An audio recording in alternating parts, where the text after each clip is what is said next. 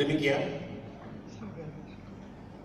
Nah, saudara-saudara yang dikasih, janganlah kamu heran akan nyala api siksaan. Ini kan masalah ya. Akan nyala api siksaan yang datang kepadamu sebagai ujian, seolah-olah ada sesuatu yang luar biasa terjadi atas kamu. Lalu ayat 13, sebaliknya apa saudara? Bersukacitalah sesuai dengan bagian yang kamu dapat dalam penderitaan Kristus, supaya kamu juga boleh bergembira dan bersukacita pada waktu Ia menyatakan kemuliaannya.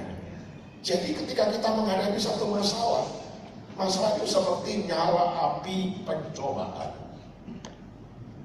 Nah, Tuhan katakan kamu bergembiralah, karena dengan nyala api pencobaan, dengan masalah itu kamu sebetulnya sedang mendapatkan bagian dari pencobaan penderitaan Yesus Kristus.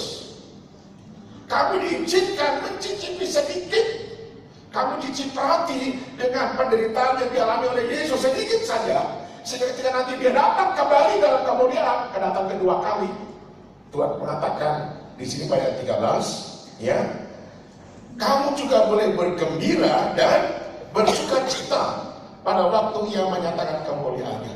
Ketika Dia datang, kita katakan, oh Tuhan, terima kasih. Penderitaan yang dulu Tuhan hadapi dan alami, aku telah mendapat sebagian. Aku alami, oh bukan main penderitaannya, betapa hebat, betapa berat, tetapi engkau lebih dari segalanya. Dan sekarang telah datang kembali sebagai kemenangan.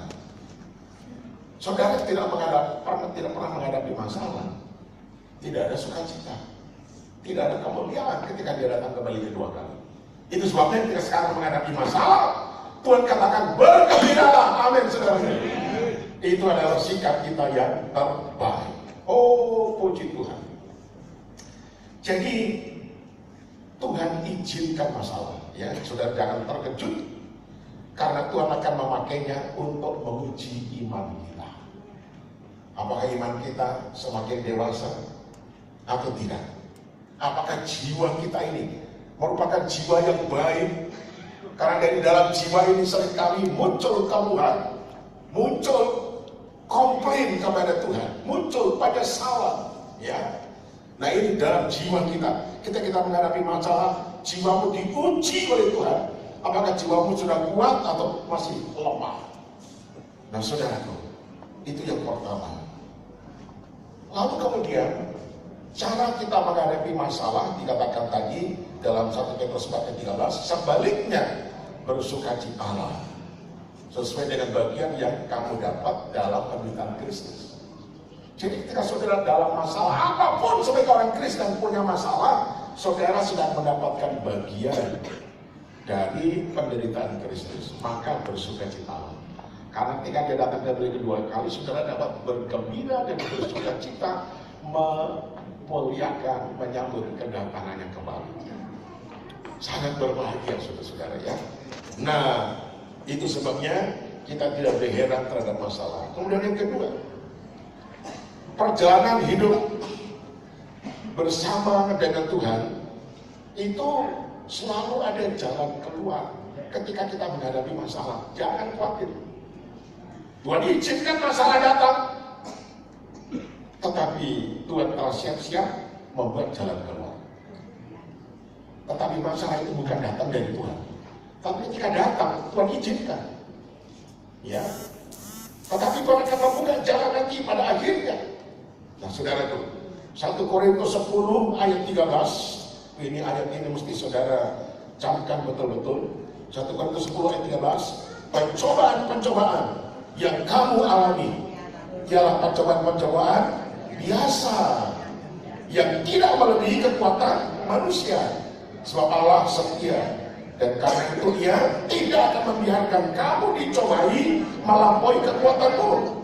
Pada waktu kamu dicobai, Ia akan memberikan kepadamu, kalau katakan bersama-sama, jalan keluar, sehingga kamu dapat menangnya.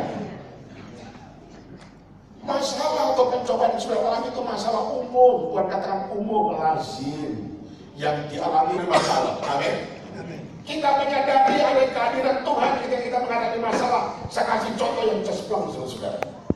Mari, Kisah Rasul pasal yang ke-7. Kita ketemu dengan seorang yang bernama Stefanus. Ini luar biasa. Ya, Kisah Rasul pasal yang ke-7. Mari kita baca ayat 54 dan 55. Dikatakan begini, ketika anggota-anggota mahkamah agama itu mendengar semuanya itu, sangat tertusuk hati mereka. Maka mereka menyambutnya dengan gertakan gigi. Tetapi Stefanus yang penuh dengan Roh Kudus menatap ke langit, lalu melihat kemuliaan Allah dan Yesus berdiri di sebelah kanan Allah.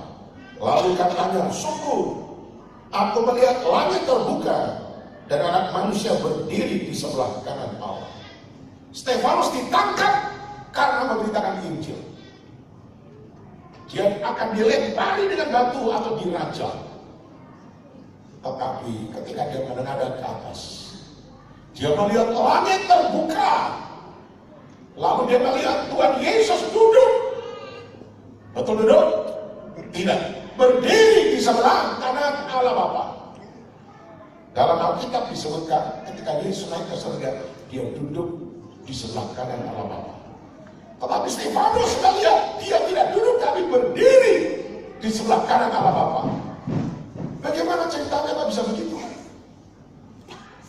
Yesus naik ke surga, sekarang menjadi juru syafaat dalam mendoakan saya dan saudara pagi, siang, malam, pagi, siang, malam, setiap kali sampai nanti dia datang kembali kedua kali. Amin, saudara. Dia melihat saya, dia melihat saudara, dia melihat Stefanus. Stefanus yang sedang dirajam, badannya betul-betul penuh dengan luka-luka, sakitnya bukan main. Tapi dia menengadah ke atas. Dia melihat